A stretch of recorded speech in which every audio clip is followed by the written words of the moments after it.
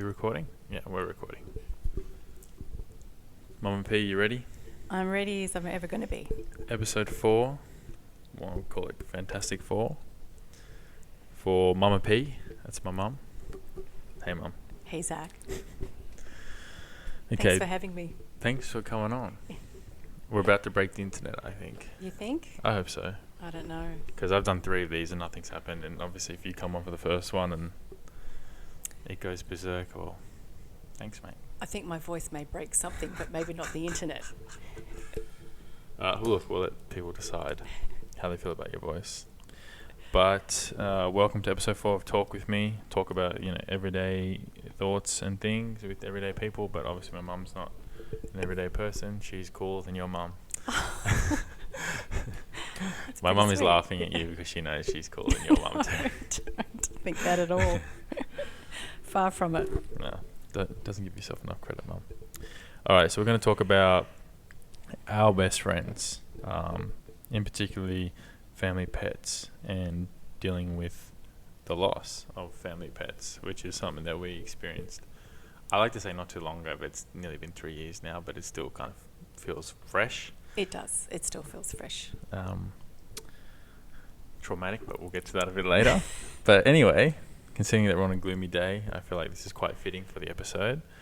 How are you feeling? Nervous? Why are you nervous? Because I don't like to talk in public. Right. So for all you listeners out there, my mum sounds great, so don't be a dick. She's nervous, so cut us some slack, as I'm assuming that you would be too if we were recording something about how you were feeling about something. Okay, well, let's start with first family pet. And how old were you, and what was it? I was 8, and it was a cat called Buffy. You Do give you us, want to know how I got my yeah, cat? yeah. I want to hear more about Buffy. Okay. Well, my parents didn't want my brother and me to have any pets because they didn't want to have the extra responsibility put on them, thinking that we weren't old enough to look after them. And my best friend Lella's cat had a cat litter, and I really wanted a cat, and my birthday was coming up. So Lella and I hatched a plan that if she came over with my birthday present, which was a new kitten in a box, my parents could not say, take it home. So sure enough, Lella comes over on my birthday. I pretend to act so surprised. Wow, oh my God, it's a kitten. Call it Buffy, and my parents have no choice but to keep it. Right. So that was my first pet. Damn. Threw him under the bus. Sounds kind of similar to what we did with you guys in regards to getting Frank King Vinny, but we'll get to that a bit later. But Yeah. similar story. Well, I guess I want to talk about my first pets, the bros. Yeah, you had two, yeah. Bill and Ed. What was the story about Billy and Eddie? Why did you guys get Billy and Eddie? Well, when Anthony and I first bought a house and moved in together, we thought that the next step was to have children. But before we decided to have kids, we thought, are we responsible enough? If we get a couple of cats and we can have them survive, then we'll be fine with kids. So we did. We got 2 cats. One from Billy, which was from the Bates Pet Store, and we rescued Eddie from the RSPCA. So both 2 different cats, but became best buds. And best buds with you and your brother as well. Yeah, they were like yin and yang. Yeah. Billy was really affectionate. Yep.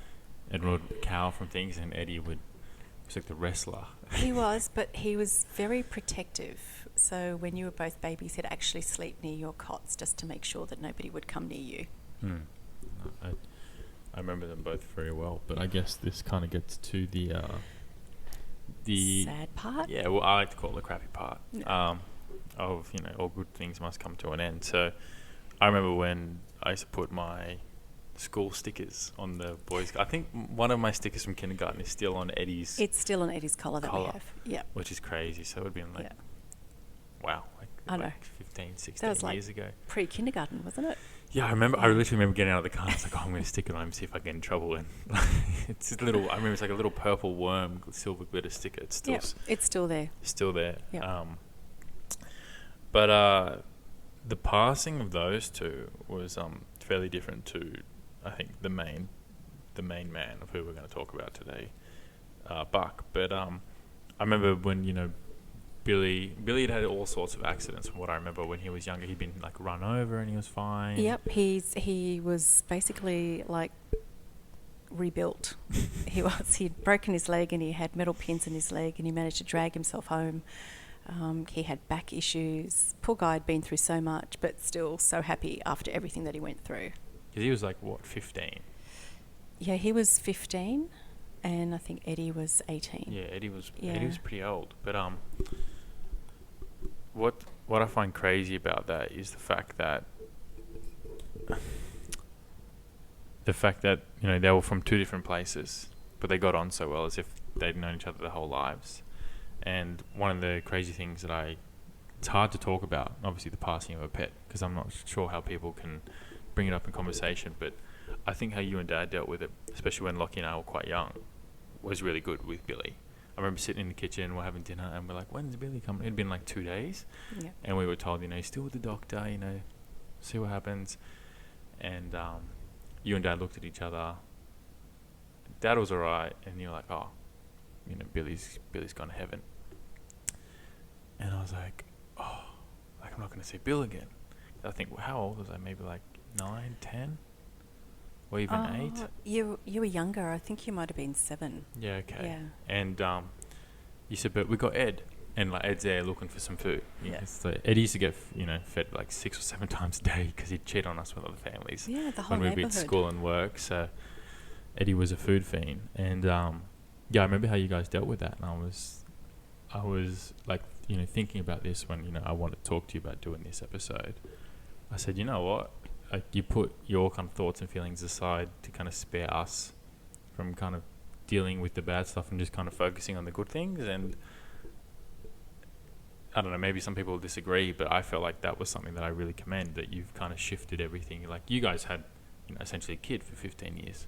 It was pre Lockie and Zach era, you know what I mean? That's right. Like, Yeah. they were your first, like, kids together. So I think for you guys to kind of ignore that and not let us see you being upset actually made it easier for us kind of moving on from it. Oh, it was very hard because, before we had baby photos, we had lots of cat photos, of them. And they were there when you were both born. They were there with you guys. Like, we'd been through a lot. But as Dad always says, that you have to remember the good, and that outweighs the bad. Have all the good memories. You can mourn, but you have to think about all the good times and all the happiness that they brought, because that's what's important. That's what you hold on to and to look forward to. And, if they could speak, I'm sure they would say, you know what, it's okay. No, I watched Good Will Hunting last night, and Robin Williams says, the bad times remind you of all the good times that you didn't squeeze hard enough. And I think like that resonated with me. When you're going through shitty periods, you kind of tends to remind you of the good things, and then you kind of think about whether or not you embraced the things that you would kind of take for granted as they actually turn out to be the good times, because it is so easy and kind of repetitive. Oh, it is, but you have to hang on to those things because there's no do-overs. You really have to, what do they say, seize the day while you have it. Yeah. And going on from it, I guess the bundle of joy we got at the end of that year was Buck. Yes.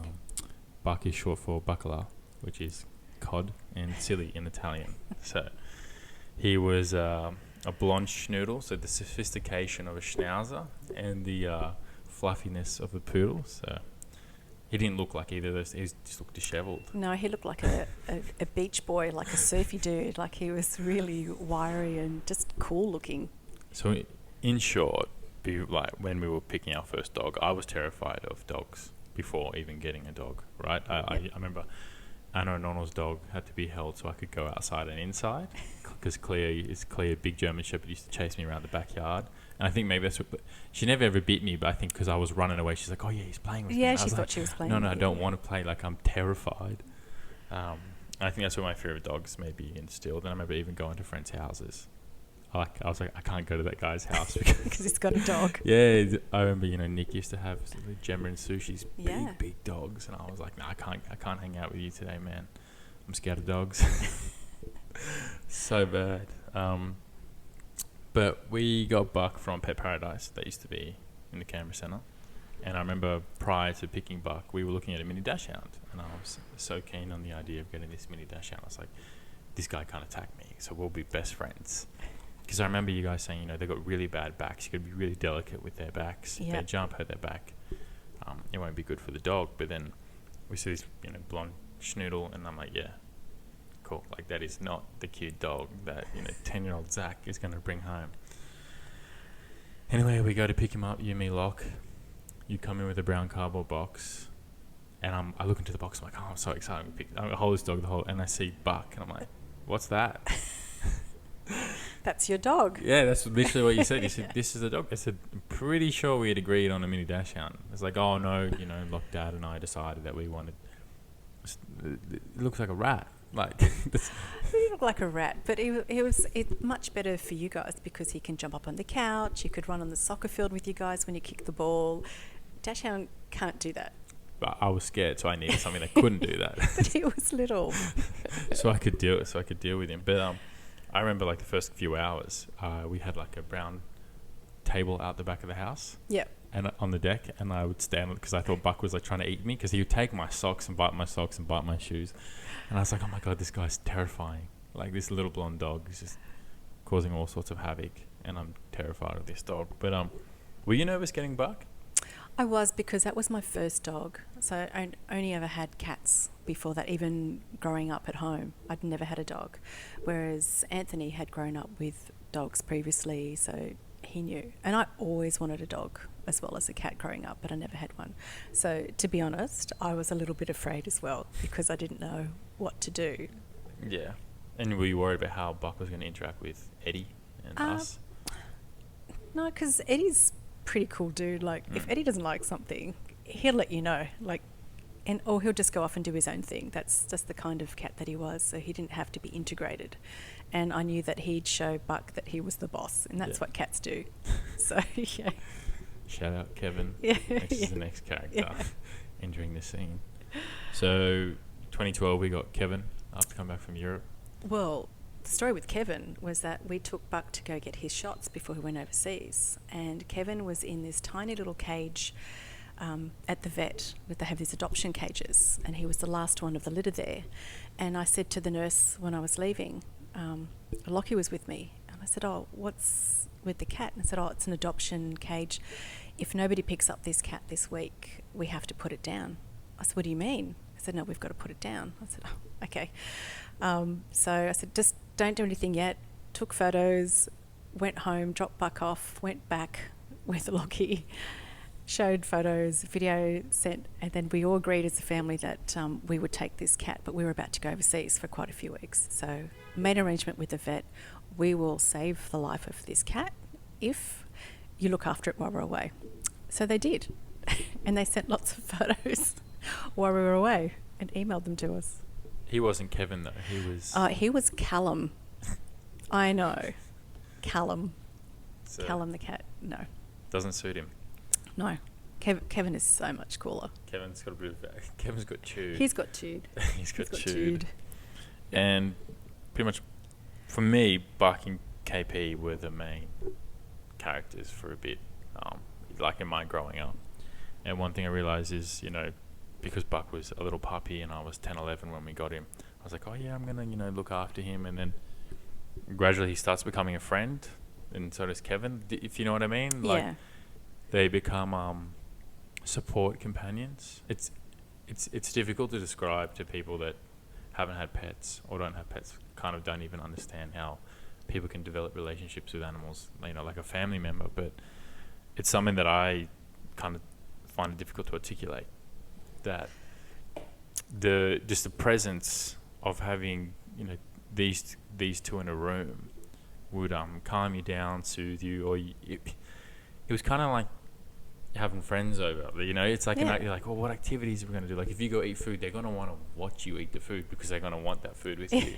And you've got to have conversations with them saying, you know, don't touch my food, don't put your head in my bowl, you know. And it sounds silly, but it's entertainment, you know. If you think about sitting on the couch or sitting somewhere in silence by yourself with food, yeah, that might be quite peaceful, but the joy of the irritation that they bring sometimes with just simple tasks of like not putting the head in your bowl, not drinking from your glass like they did, Yeah. and like, you know, they're the things you end up missing.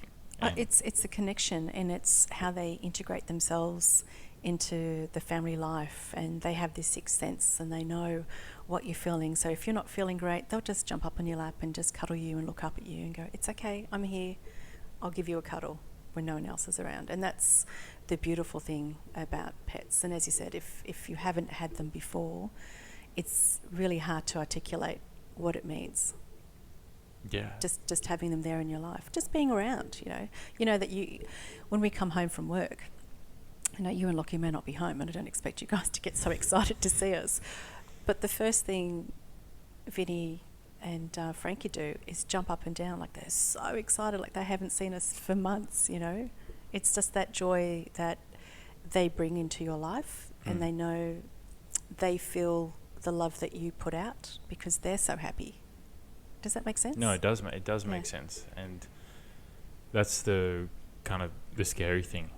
I hate talking about it, and I think it's something I need to talk about in terms of a form of therapy, in regards to dealing with, because Buck was obviously kind of like my rock at the start of 2020, and I think for the whole family was, but in particular me, where I would walk every day with him to kind of distract me from the head noise, and the internal chatter that I had in regards to like what's happening, and all the uncertainty that was happening around the world. It's when your parents don't know what's going on, it's kind of like, okay, well, what's happening? Like, what happens with uni? What happens with work? Do I get to see my friends? Like, my outlets, the things that keep me sane, they're being taken away from me. But, the one thing that I had was the walks with Buck. Yep. And getting up first thing in the morning when I was struggling to sleep, and if it was 6 or 7 o'clock, he was coming with me. If it was wet or not, like, he'd come with me. And obviously he'd be very excited to do so. But one thing, upon reflecting of his passing late 2020, and when I started Walk With Me, was the first thing I said, he was a companion that regardless of how long I walked for, there was no complaints. He was just there. And yeah, that might sound really silly, but the thing with a pet is, if you're walking for 21 Ks, he's walking 21 Ks with you, or she. And if you're walking for 5 minutes, they're walking 5 minutes with you. The fact is, you can feel that there's another being with you, and it makes the walk less lonely, but it's still just as quiet as if you were to walk alone. And it's kind of like just having someone there just in case. Not that you may need them, but it's just in case. And it's a sense of warmth, and it's one of those like subconscious things that you pick up that I didn't realize after he passed away. And to be honest, even when he passed away, I wasn't sure like how quiet the house was going to be, and I felt it. And I didn't like coming home for a long time, as you did, and sometimes you'd open up because he would greet you at the front door. 100%. And you would you'd open the door, and you weren't trying to kick this little blonde guy inside, saying, "No, mate, you're not running out the front." Yeah. You were just nothing there. Like, I used to catch myself putting my knee in front of the door so that nothing would walk through, and I was like, "Oh, there's no one here anymore to do that for." But it was a habit that I had to kind of get myself out of. Yeah, and it was a habit for all of us, and it was, like you said, it was that companionship, that unconditional love, and just the sound of him in the house. Like, for a good month, I could hear like, it's kind of like ghost steps going down the timber floors in the hallway. You could hear him, or hear it shaking his head, and you can hear his collar. Like, it was just, you could feel that he was still around, and it was so surreal that he wasn't there anymore, and like I said before, Dad used to take him out at night to go to the bathroom before we'd all go to bed, and they'd have their little talks outside and their little jokes, and that was his best mate, and to lose that, and that was your walking companion. It was Lockie used to fight with him and play that little, play with the ball and hide stuff, and everybody had their little moments with him and their little. And Kevin, Buck would be sleeping on the couch, and he'd be fast asleep, and Kevin would walk along and sit down in front and lift up his left hand and go smack, smack, just to wake him up, with southpaw, just to wake him up, and, we all suffered. Kevin mourned for 2 months, he'd sit in a dark corner. He just would be walking around the house meowing, looking for him. And yeah, that was like that was actually kind of scary, realizing that, and it's obviously animals have feelings too, but seeing the effect on on Kevin, moping around the house, sleeping all day, and he was very needy for a certain period. Like he needed to be around us, and we needed to be around him. But it's such a weird thing to consider, the fact that, when a person passes away, you send your condolences to them, and you make sure and you check in with those people, and you kind of keep them distracted from what they're trying to deal with. Yeah.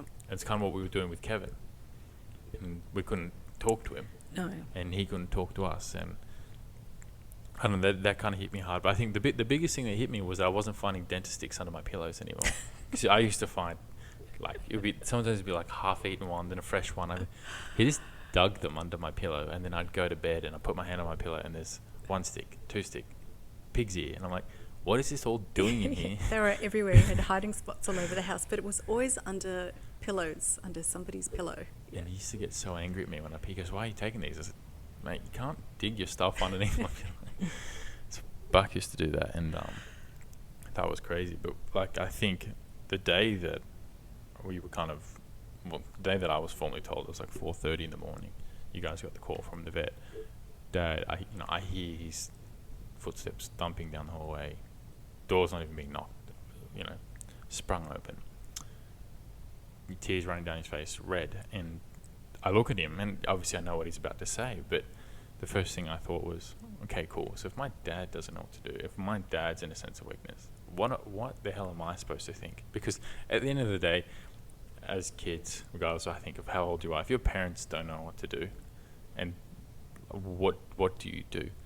And I saw Dad, and I was like, and he just looked at me, and he goes, it's Buck, and he wiped tears from his face. I remember the image so vividly, and I was just like, I didn't cry. I didn't know what to say. I just got dressed, got in the car, sat behind him in the car, trying to look through his head. I wish I had X-ray vision to kind of see the thoughts. What's he thinking about? Is he worried about, he's worried about you, me, Locke. How do I tell him not to think about it? Is he worried about Buck being in pain? How do I tell him not to think about it? Is he just worried because, is this him dealing with loss? I can tell you what he felt. This is something that you don't know. Maybe you do know. I don't know. He felt like he let Buck down because 6 hours prior to that, we were all asleep, and Buck was at the end of our bed, and he was just having a little bit of trouble breathing a little bit heavily. And he jumped out of bed and he said, we need to go, we've got to go. I said, yep, no problem.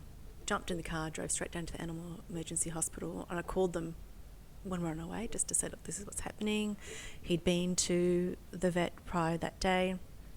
About 4 weeks prior, we had taken him for his checkup, and he just wasn't himself. And we'd taken some x-rays and discovered that his heart was probably twice the size of what it should have been for his age. And you were with me to pick him up. And in that consulting room, I said, look, maybe just wait outside and I'll be fine. I'll just have a quick chat to the vet. It's just normal. We'll find out. He goes, no, I want to see what's going on. And I knew you would be able to know straight away from the x-rays exactly what was going on. And the vet said, look, just take we're going to give him some heart tablets. It'll give him prolonged life. Once he's on this, it'll be fine. Just maybe not take him up and down stairs, and just take him for small walks. Don't take him for long walks, and he'll be fine, and he'll at least have a little bit of quality of life. And you guys will be able to spend more time together. I said, okay, that's cool. And I was trying to do the cold stone poker face. It's all fine, as mums do. Jump in the car, say it's okay. And you said to me, this is worse than what it is. I said, no. He said, just tell me the truth. And I said, you just can't tell Dad and Locke because they just won't be able to enjoy the time that we have. And when I came back from the vet, Dad said to me, Anthony said to me, I don't want to know. I said, it's okay, we've got tablets, it's okay.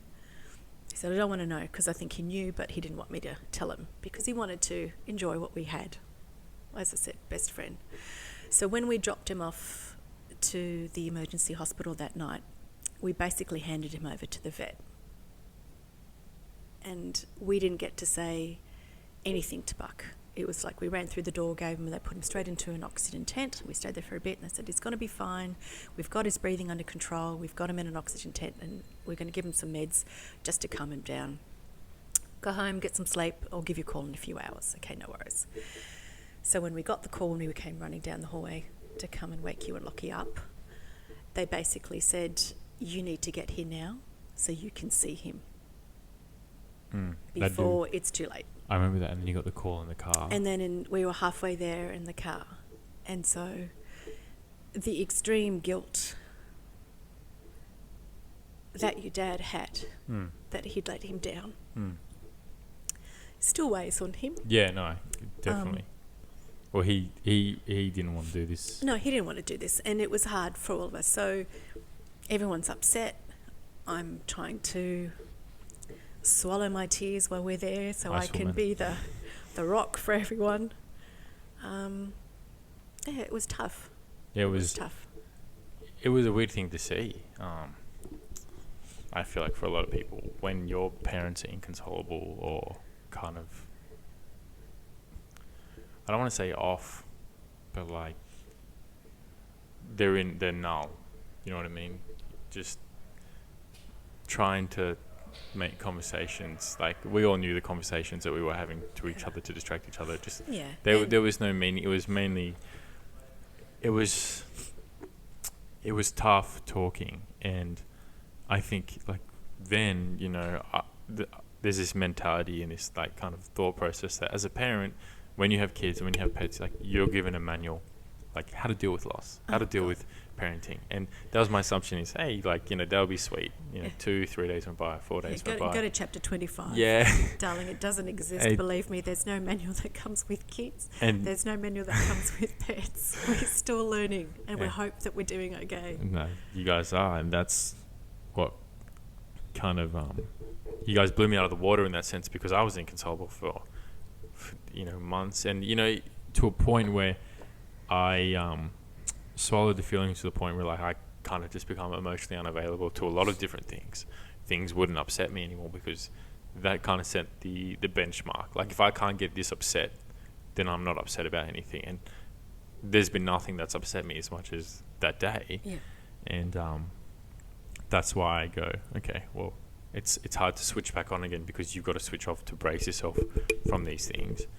And I remember months later, you, Lockie, and Dad had gone to the coast. That's when the famous black Golf died on the the Clyde. Yeah. And I was working in Tuggeranong, and I remember one morning I had like I think it was the first morning, weekday morning that like work had just gone back from the New Year's, the New Year's shutdown period. You guys are at the coast. Morning, guys. How you going? Good. Weather's great. Awesome. I feed KP. KP's eating his food next to me.